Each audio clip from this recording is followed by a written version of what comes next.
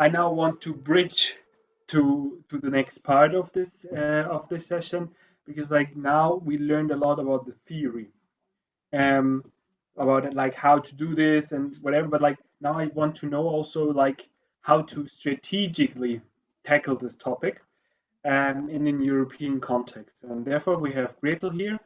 I would be very happy also to have you on stage now, and she will present a project which is called SPARCS. And I will not tell you more about what the project means or whatever. She's the expert in that. She will really let you know all the details. From my side, also just the announcement, the question. Hey, if you have any questions to this project through PEDs, just use the chat to ask questions. It's like super important, and use this opportunity that we're here.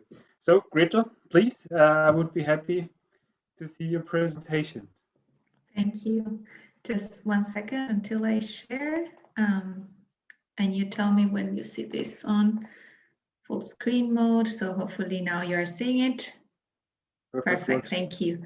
All right. So hello from my side to everyone. I'm really glad for all of you who are joining us. I think from many different corners of Germany and some other places in Europe. Hopefully now I will manage to bridge and to create this connection between what Nikita was explaining before on PEDs, the different types of PEDs that exist that could be applied, the enabling factors for them to be realized. And I want to briefly talk about SPARCS, which is a Horizon 2020 funded project, because SPARCS is trying to bridge this gap between the concept of PEDs and bringing them to application and real life. So SPARCS stands for Sustainable Energy Positive and Zero Carbon Communities. As I said, it's a EU-funded project. And the objective of the project is to validate innovative solutions for planning, deploying, and rolling out integrated energy systems as an efficient means for the urban transition into a citizen-centered, zero-carbon ecosystem, enabling a high quality of life. And it's a very complex sentence, but it basically says that the SPARCS Consortium aims to trial out different energy and mobility technologies that are quite new and innovative in the market to comply and to reach the zero carbon goals that the cities have a state for themselves, and also do it in a way that citizens play a huge role, a central role in this transition. The project has the pleasure to count with 7 cities from all across Europe. There are 2 lighthouse cities, which is in the jargon of the EU projects. These are the leading cities, which are Espoo in Finland and Leipzig in Germany. And then there are 5 fellow cities that are Reykjavik in Iceland, Maja in Portugal, Kladno in the Czech Republic, Lviv in Ukraine, and Kifisia in Greece. The idea is that the lighthouse cities, the ones that are in violet in the map, will be the first implementing the projects, just trialing out the new technologies, measuring the impacts that these technologies and projects create in the city. And the fellow cities will take those learnings and try to replicate in their own ways. And the idea of replication, I think it's fundamental, and it's not new to this project. What's new in this project is that these fellow cities, as I was calling them, these 5 cities from all across Europe, will be doing these implementations. And they will be learning from the lighthouse cities, but they will also be adapting those different applications, technologies to the local context.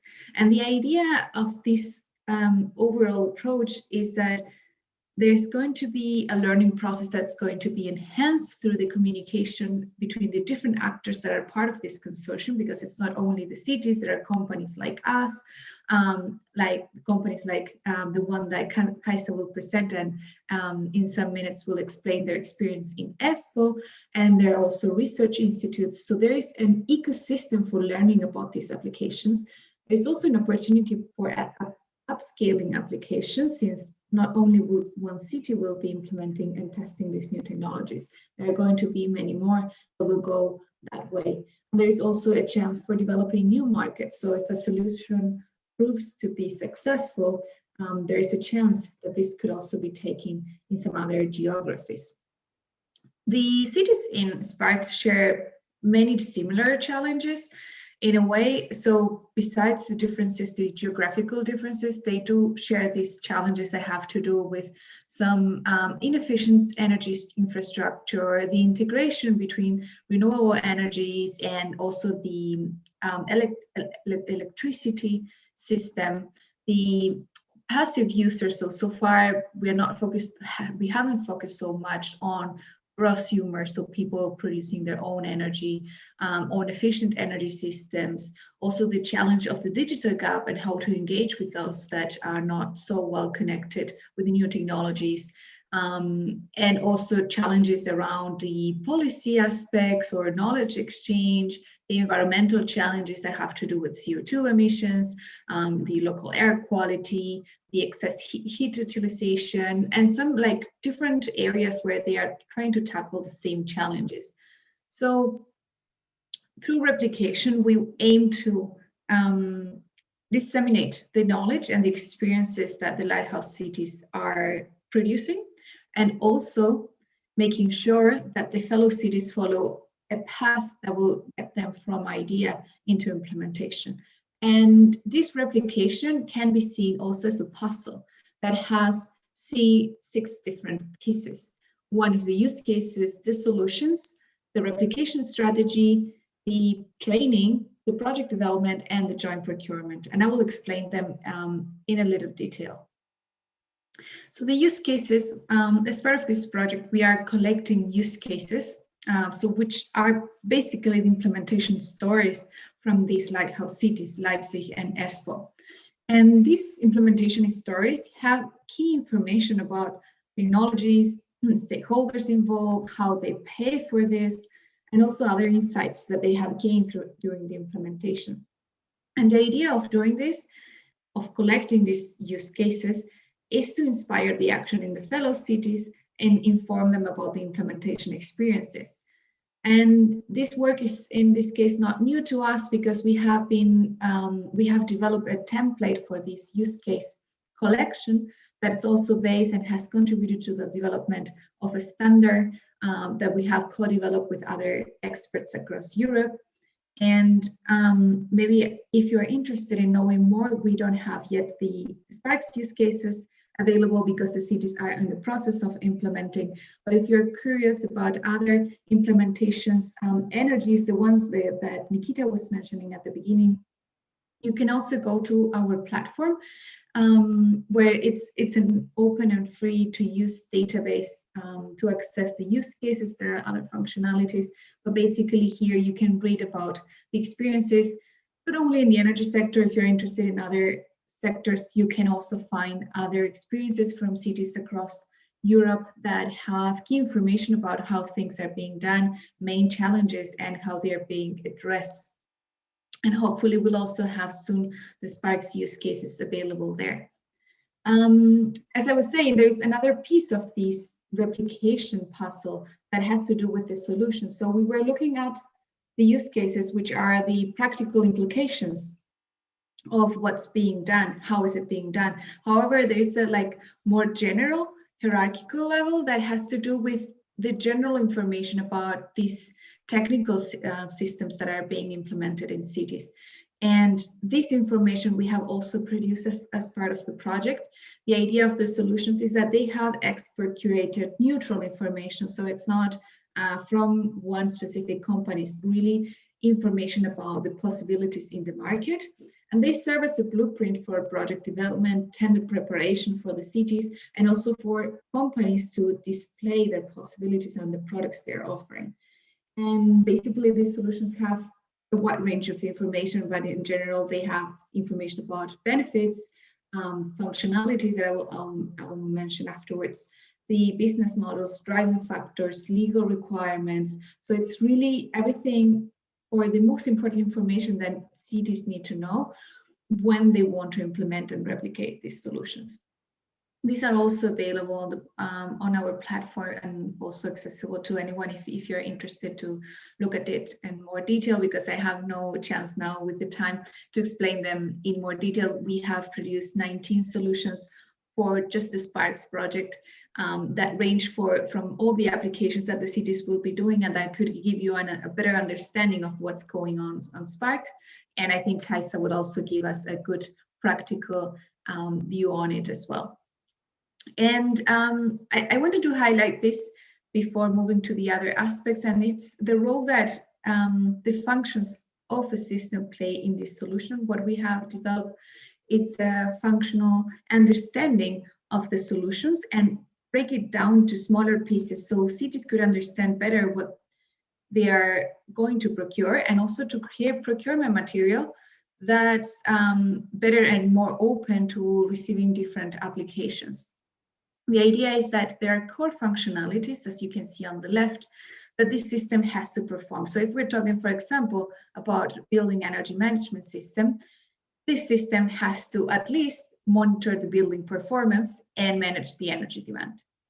However, depending on where this system is implemented, this system could also have additional add-ons that could have to do with managing the energy generation, the energy storage, or controlling appliances remotely, or predicting the energy consumption across the day, time, and depending on other variables.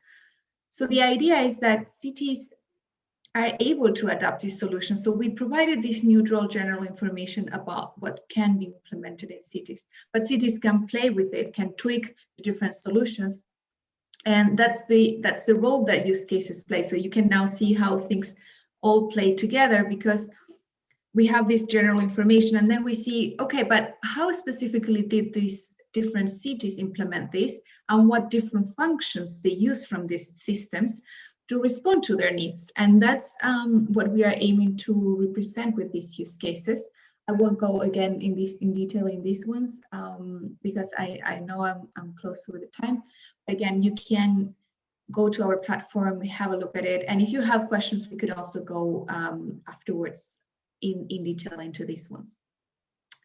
So another piece of this puzzle has to do with the training, and something that we realized is that we also had to develop the skills in the municipalities to be able to develop independent people who can implement these projects.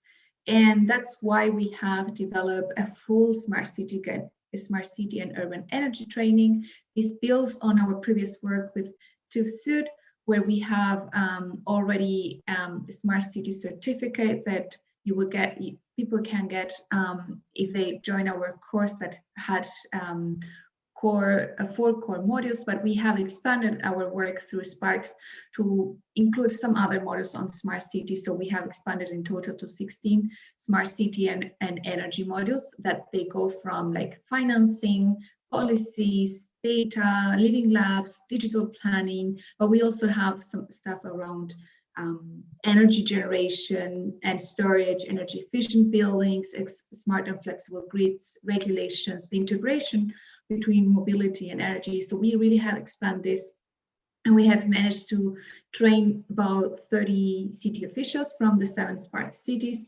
And we also have had some city visits to really link the theoretical aspects with the applications in some other areas and really learn from this exchange with others.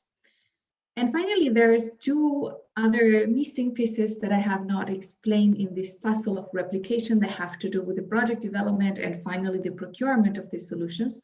So we will support the cities across the whole process of developing a project, from scoping, understanding what solution will be implemented through consulting the market, detailing a detailed planning where we will look at the cost, the geography where it's going to be implemented, any other risks, and finally the investment and implementation.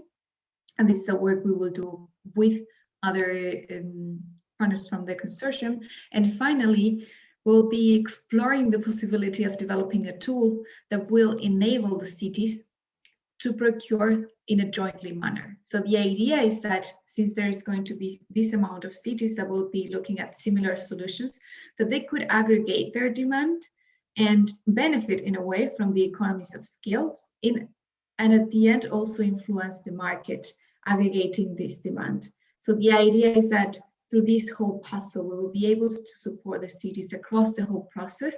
We have already started with the knowledge sharing and the capacity building in the cities, and now we're moving forward to the support throughout the process of implementing these solutions.